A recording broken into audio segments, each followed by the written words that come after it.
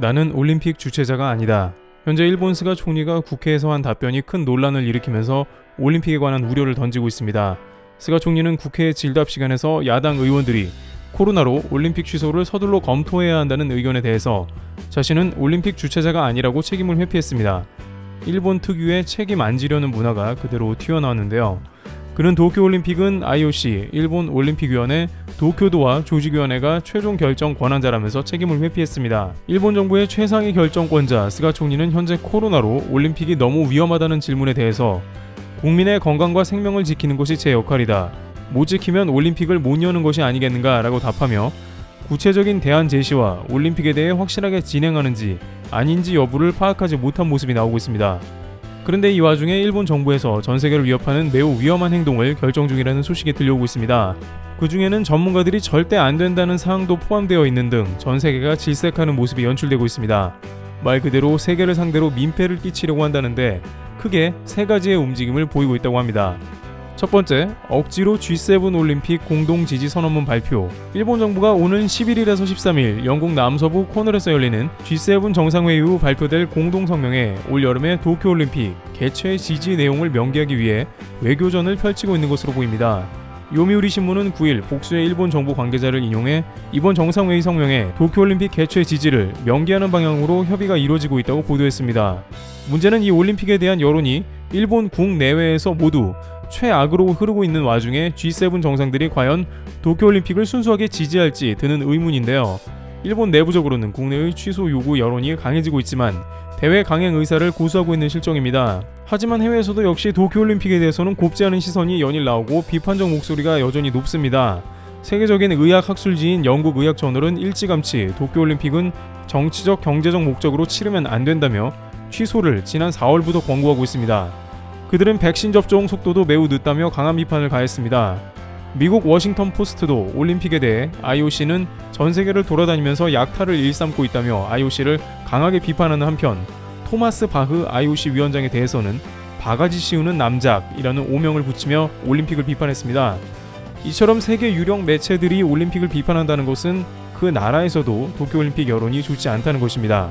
하지만 일본 정부는 올림픽을 한 달 남겨둔 G7 정상회담을 통해서 올림픽의 지지를 얻어보겠다는 방침입니다. 그런데 이 가운데 일본의 얕은 꼼수도 지적됩니다. 외교가에서는 일본은 이번 도쿄올림픽 지지를 얻기 위해 코로나의 위험성은 감추는 대신에 베이징 올림픽도 열리게 되므로 G7 진영의 도쿄올림픽은 열려야 한다는 민주사회 진영의 냉전시대 논리를 동원해서 G7 정상들의 지지를 얻어낼 것으로 전망되고 있습니다. 안 그래도 미국과 서방사회에서 베이징 올림픽 보이콧에 목소리가 높아가니 이를 이용하겠다는 것입니다. 그러나 G7의 전적인 도쿄올림픽 찬성 등의 지지를 원활하게 얻어낼 수 있을지는 여전히 미지수입니다. 바이든 대통령은 스가 총리와의 정상회담에서 스가 총리 개인에 대한 올림픽 개최 노력에 대해 지지했지만 도쿄올림픽 자체에 대해서는 지지를 하지 않았으며 미 국무부는 최근 일본 여행을 3, 4 금지 단계로 격상했습니다. 또한 각 국가에서 여전히 코로나가 해결이 안 되어 있는데 일본에 다녀온 자체로 선수단에서 재감염이 되는 문제도 있으며 여전히 G7 국가의 사람들도 도쿄올림픽에 대해서 매우 부정적이기 때문에 절대 여론을 무시할 수 없습니다. 이에 대해 미 샌프란시스코 크로니클 스포츠 칼럼 기자는 대형 감염 이벤트가 될 것이 거의 확실하다며 취소를 종용합니다. 하지만 일본은 올림픽 개최뿐만 아니라 이제는 훨씬 더 큰 민폐 움직임을 보이고 있는 상황입니다. 두 번째, 일본 정부 대규모 관객 동원 강행할 듯. 이번 도쿄올림픽에서 일본 정부가 내세운 방역 대책은 버블 방역과 무관중 올림픽이라는 점이 있습니다. 그 중에 무관중 올림픽은 해외 관광객을 받지 않는다는 게 이미 확정되었으나 국내 관객은 아직 확정이 안 됐습니다. 그런데 이 와중에 일본 정부와 대회 관계자들 사이에서 올 7월에서 9월로 예정된 도쿄올림픽, 패럴림픽을 관중을 들인 채 열어야 한다는 주장이 힘을 얻고 있다고 아사히 신문이 9일 보도했습니다. 이런 상황에서 하시모토 세이코 대회 조직위 회장은 8일 열린 이사회에서 관중을 들인 채 경기를 계속 펼치고 있는 J리그 일본 프로축구를 참고하겠다는 뜻을 밝혔습니다. 그런데 그 숫자가 적지 않다는 게 문제가 되는데요. 현재 스포츠 경기 등 대규모 이벤트의 경우 긴급 사태가 선포된 지역에서 수용 인원의 50%를 한도로 최대 5,000명까지 들일 수 있도록 하고 있습니다. 앞서 스가 요시히데 총리도 지난달 28일 기자회견에서 J리그와 프로야구 예를 들면서 감염 확산 방지 조치를 하고 실시하고 있다며 그런 방식으로 대응할 수 있다고 말해 유관중 개최 의혹을 보인 것입니다. 일본 총리실 관저 주변에서도 유관중 개최를 주장하는 목소리가 커지고 있습니다. 아사히 신문은 총리실의 한 간부가 관객이 제로인 상황에선 선수가 힘을 낼 수 없다, 무관중은 아니다 라고 말했다면서 국내 관중을 들이는 것을 전제로 한 논의가 진행되고 있다고 전했습니다. 선수가 관객이 제로여서 힘을 낼 수 없는 것과 국민의 안전과 생명을 지키는 우선순위가 구분이 안 되는 모양인데요. 불과 한 달여 전인 지난 4월 28일 하시모토 회장이 무관중 개최도 각오하고 있다고 했던 것에 비춰보면 분위기가 급변한 것입니다. 아사히는 최근 긴급사태 효과 등으로 확진자 감소세를 보이고 백신 접종에 대한 기대감이 커지면서 정부 내에서 유관중 개최 의견이 강해지고 있는 것이라고 분석했습니다. 하지만 이는 일본 내 여러가지 변수를 망각한 것인데요. 일단 일본형 변이 바이러스가 등장한 게 큰 문제가 됩니다. 최근 고베에서는 지금까지의 코로나 바이러스 형태가 아닌 보완된 좀 더 강력한 형태의 바이러스가 발견되었습니다. 고베시에서 최근 환자를 조사한 결과 남아공형 바이러스에 다른 양상이 추가된 새로운 변이가 나왔다고 밝혔습니다. 이는 일본형 변이 바이러스인데 변이 바이러스 특성상 감염 전파 속도가 빨라 올림픽 같은 이벤트에 매우 부적합합니다. 결국 전 세계 손님들을 초대해놓고 자칫 일본형 변이 바이러스를 퍼뜨려 다시 고국으로 돌려보낼 수 있는 것이죠. 아사히 신문은 전문가와 코로나19 대응 업무를 맡은 정부 관료 사이에서조차도 J리그 등 국내 스포츠 이벤트와는 달리 규모가 다른 올림픽을 유관중으로 개최하는 것에 대해 걱정하는 목소리가 나오고 있다고 전했습니다. 그런데 왜 이렇게 일본에서 올림픽 개최하는 것도 무리인데 관객까지 동원하려고 하는지 이해가 안 되는데요. 그에 관해서는 이미 400만 장의 티켓이 팔린 것도 원인이고 광고주의 입김도 한몫하는 것으로 알려졌습니다. 도쿄 조직위는 400만 석이 선 예매되어 이를 환불해주는데 매우 골치를 썩이고 있는 것으로 알려져 있습니다.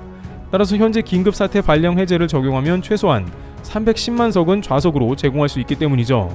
또한 전세계로 송출되는 방송에 횡한 경기장이 노출되면 박진감이 떨어져 경기를 덜 보게 되는 경향이 있습니다. 하지만 수백 개의 도쿄올림픽 후원사는 자신들의 광고가 어떻게든 더 효과를 보기 원하기 마련인 것입니다. 결국 도쿄올림픽 후원사들은 이번 올림픽 방송에서 유관중을 고집하고 있는 것으로 알려져 있습니다. 따라서 처음에는 도쿄올림픽을 무관중으로 주장하다가 이제는 슬금슬금 유관중 강행 모드로 가는 것입니다. 마지막으로 도쿄올림픽 민폐는 이번 올림픽이 정치적으로 크게 악용되고 있다는 점이 떠오르고 있습니다. 세 번째, 도쿄올림픽은 정치올림픽.